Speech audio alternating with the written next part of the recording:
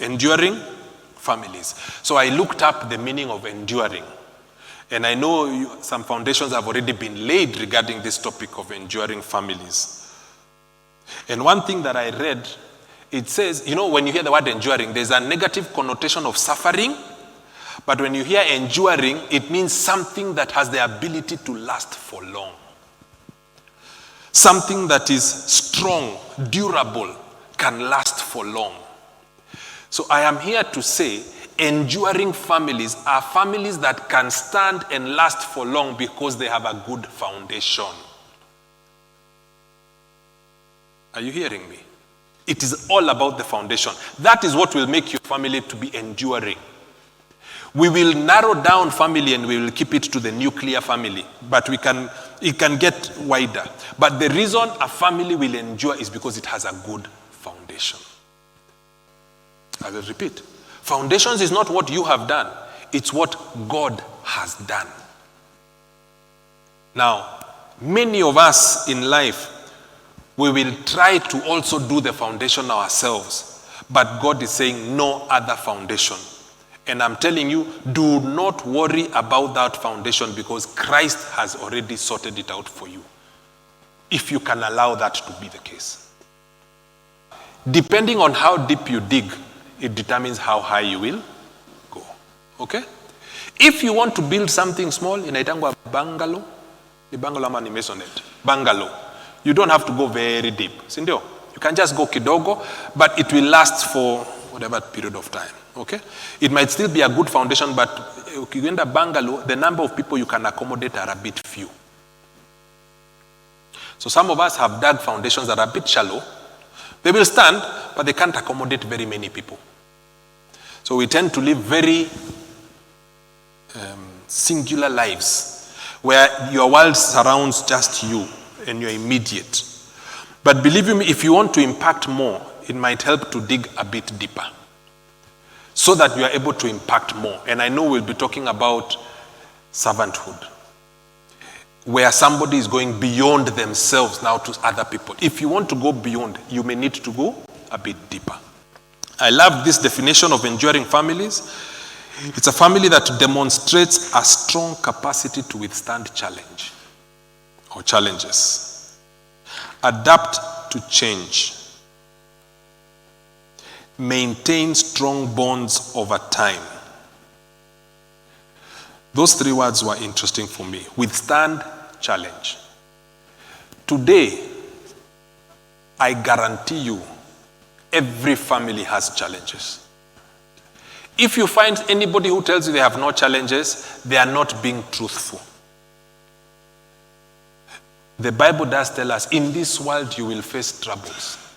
You will, not you might. But you are told, be of good cheer. I've overcome. So every family has challenges. So the ability to withstand those challenges makes your family an enduring family, and we'll see how. Okay? It says adapting to change. I have a problem adapting to change. The ability to maintain strong bonds over time. Why are you maintaining strong bonds? Because you will be stretched. You will be stretched.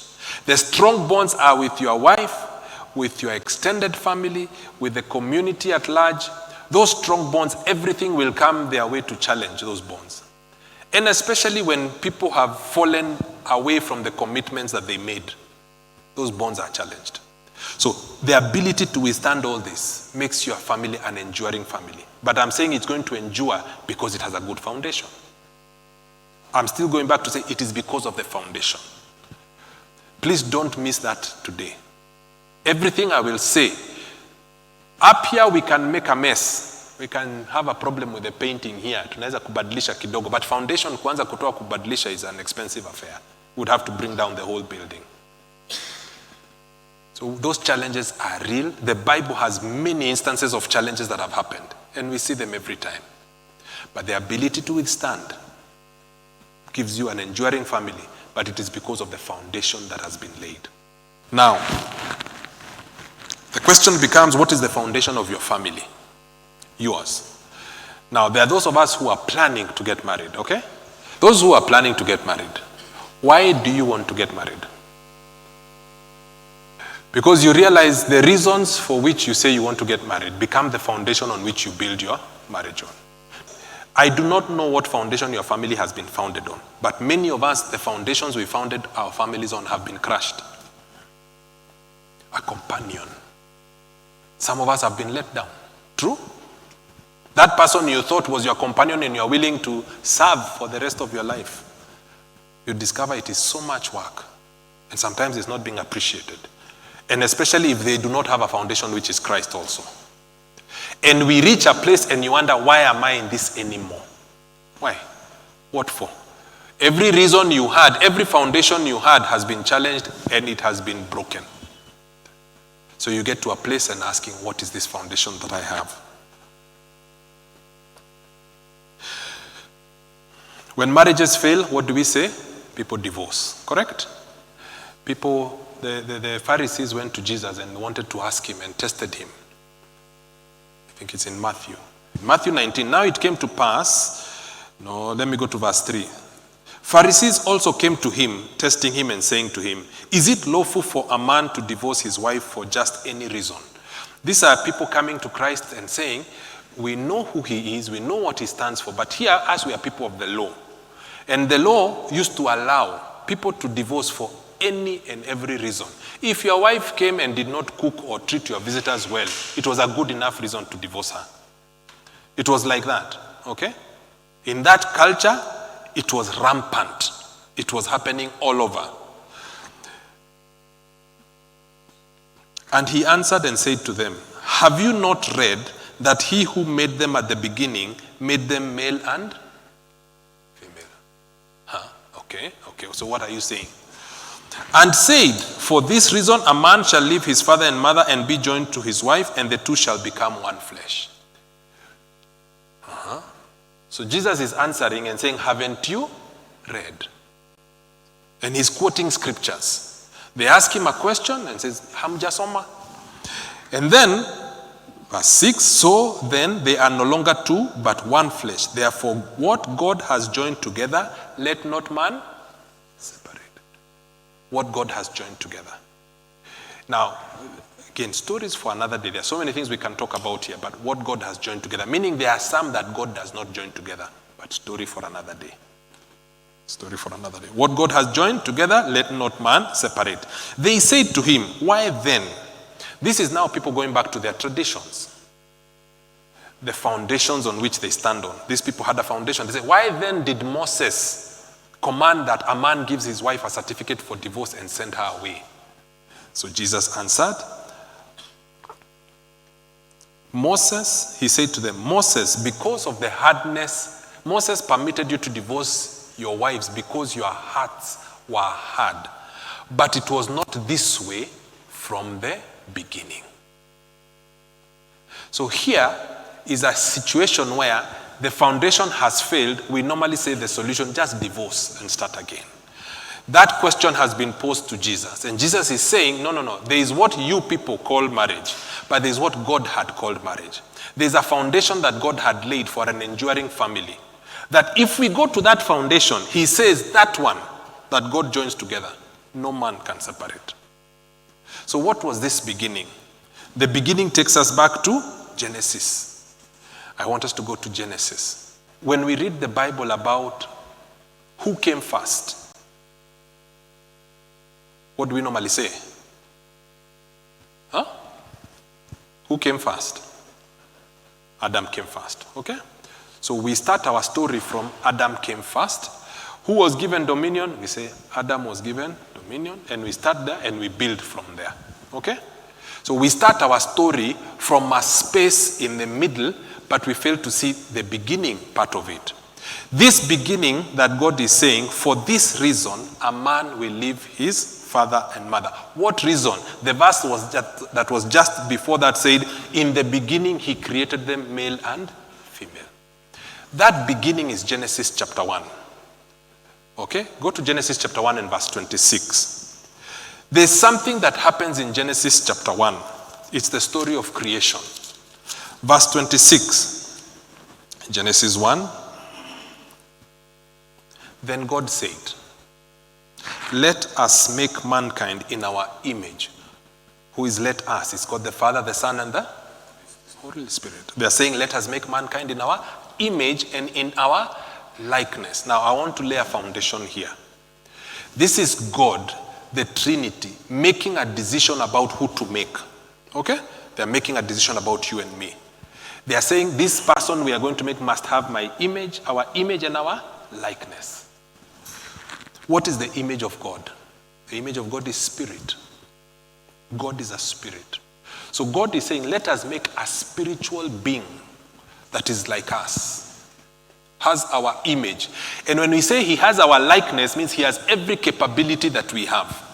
Now, I am telling you here as a man, the foundation you have is that, first of all, whoever has created you, and the way you've been created with a DNA that is the exact DNA of God.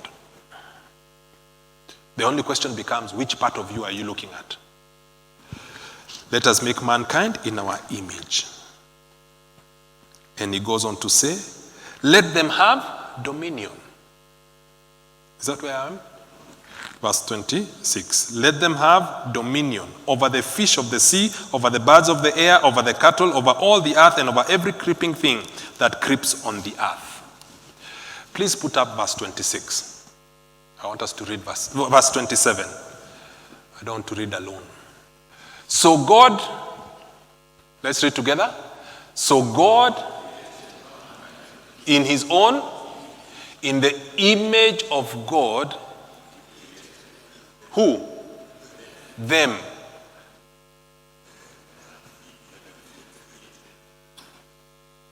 Who has been created? Is it Adam? Okay. Male and female, he created them. So the first thing God is saying, we are creating something that is exactly like us, image. And he's calling it a name. He's calling it male and female. Remember what I'm doing? I'm laying a foundation for all of us. When you refer to yourself as male or female, at this point, we are not talking about gender. We are talking about the likeness of God, the full expression of who God is. God is able to express himself as both male and female, not gender. I'm talking about expression. What do I mean by expression? Today I enjoyed the worship here. It was by men. When they sang with a deep voice. Is it true? There was a deep voice. Ile bass guitar ilikuwa inaenda vizuri na hiyo sauti. And that deep voice is a commanding voice that God has when he says he's a roaring thunder. So that when he commands and says things, they become. Are we together? That is God expressing himself as male. The same God is able to express himself as a still, quiet voice. That is a female expression of God. When I'm in my house, there's a time a roaring thunder is needed. Wakati watu wamekataa kuamka. My voice comes out and things move. There's a time that male expression is not needed. When somebody wants a place to cry.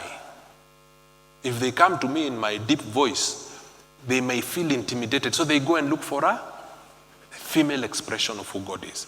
So God is creating male and female. Put back the verse. And after he creates them, he now starts to do something and he equips them. The Bible says, verse 27, so verse 28. So God blessed them. Who is he blessing? Male and female. I'm not talking about Adam. Male and female. He's blessing the spirit man. He's equipping the spirit man. He's blessing him. He's commanding him to be fruitful and to increase in number. There's nobody here so far. Fruitfulness and increasing, many of us hear it, we think about children. God is talking about an influence of him here on earth everywhere. That's why I said you can build a house which is small, but you can also build a house which is bigger. When I look at this house talks about influence. It talks about an increase. It talks about filling this place. Are you understanding me?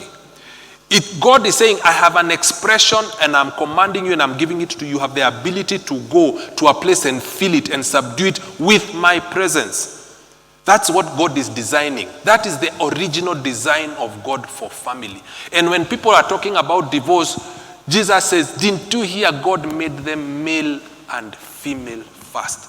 Don't you understand that God has made you in his exact image in its exact expression to be able to go out there and have an influence for him. God is saying, look, if you approach this thing from what you want, then your foundation will not be enduring. But if you approach it from what I have done, I said foundation is what God has done. God is telling you today, God has designed you in your DNA and your very makeup, that you have every capacity to express who he is. And when you express it, you multiply, you increase, you fill the earth, you subdue it, you rule over it. Today as I stand here, I stand in a capacity of being able to exercise dominion. And all of you sit and you listen. True? That's a good reason to wake up in the morning. Not to go and put people down, but to go and be an expression of who God intended you to be. The next verse says, after God had blessed them, verse 28, God blessed them, that's what we have read. Verse 29, and God said, see, I have given you every herb that yields seed, which is on the face of all the earth, and every tree whose fruit yields seed, to you it shall be for food. Also to every beast of the earth, to every bird of the air, to everything that creeps on the earth, in which where is life, I have given every green herb for food. And he goes on to say, verse 31, then God saw everything that he had made was indeed very good. And there was evening, and there was morning, the sixth day. What happened on the seventh day? Rested. Where is Adam? Where is Eve? God has finished. God has rested. Now, why did God rest? Not because he was tired. God rested because it was finished. He had accomplished what he wanted to accomplish. He had just successfully managed to multiply himself and create mankind, which is exactly like him, which is you and me. But the question is, which is that part of you? It is the spirit part of you. So the spirit part of you is the part that God created and said, if you tap into that part of you that is spirit, that is the foundation marriage had. And God says, because you are male and female, because you are a spirit being, that is why you leave your father and mother and become joined to your wife and you become one flesh. That is the reason why you want to get married. Because I am a spirit being that expresses male. I look for another spirit being that expresses female. When the two of us come together, we are able to express the fullness of God. That is a reason to get married. How many of us have ever approached our families from the foundational point that I am a spirit being that is fully equipped and capable to express who God is? I'm laying a foundation. So God has created a male and a female. So and again, you have to be careful in the world today. When you fill a form that says, are you male or female? Then wanasema, choose not to say. You see nowadays those forms, the way they come. They have distorted us to think they're talking about sex, okay? And that's why when they say choose, you want to say neither. Because they are understanding. Those people have a revelation that if you understand, they are tapping into the spirit realm. They are actually not talking about gender. You are either male or female. You are expressing God's maleness or God's femaleness. And when you do that, that is the reason you come back to be two of you and to make one flesh. One flesh is a spiritual union. Marriage is a spiritual union. You as the man, you are being called to go and stand on a foundation that says my marriage is first spiritual. And it can tap from what God has already laid as a foundation. So that whatever I build up here, whether I use grass or hay or straw or gold, I have a foundation that says my marriage is first spiritual. We will go to Genesis chapter 2, and in Genesis chapter 2, we will go and meet Adam, by the way. So I'm not dismissing him. There's a place we will meet him, okay? Then we will go to Genesis chapter 3, and we'll see something that has happened. And in Genesis chapter 3, there's a fall. And we know the story of Adam and Eve being thrown out of the Garden of Eden. We are moving from a space where God was fully involved in the lives of these people. Okay? He was involved, and we will see that in the other session. We are getting to a space where after the fall, God in his love and mercy removes these people from the Garden of Eden. We will see it why. And puts them out there and curses the ground and curses the snake, and the woman is in problem, the man is in problem, he has been evicted. And then we now start seeing stories in the Bible of families. What stories of families do we see? We see families who have been separated from God. Because when we sin separates us from God. The spirit man that was male and female is separated from God, not thrown away. God cannot look upon sin because he's the same. He's a just God. So he has turned his face away. And that's why he comes to the Garden of Eden and says, Adam, where are you? It's not that God cannot see. God is all seeing. God was trying to say, Adam, where I normally see you in the spirit, I can't sense you. You have disappeared. Because God is looking at a specific way. But kumbe, because he cannot see sin, Adam and Eve have gone to this other side. It's a separation. And marriages we see in the Old Testament are marriages of fallen male and females.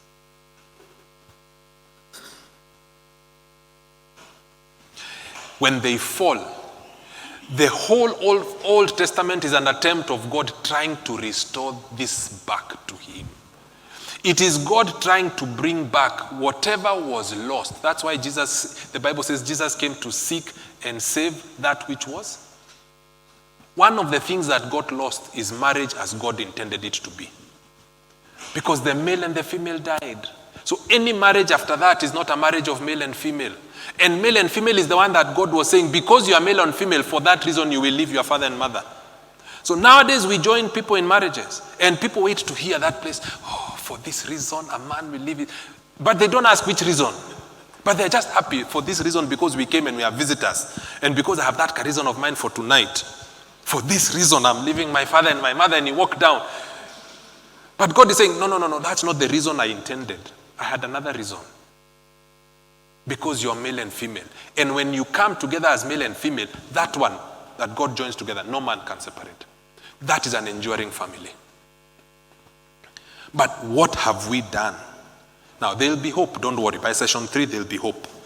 But the issue here is that we have founded our marriages on a foundation that is not male and female. That is not spirit. That does not appreciate what God has wired in us as the DNA of success. So we are out there struggling to do our own foundations, to recreate and to regenerate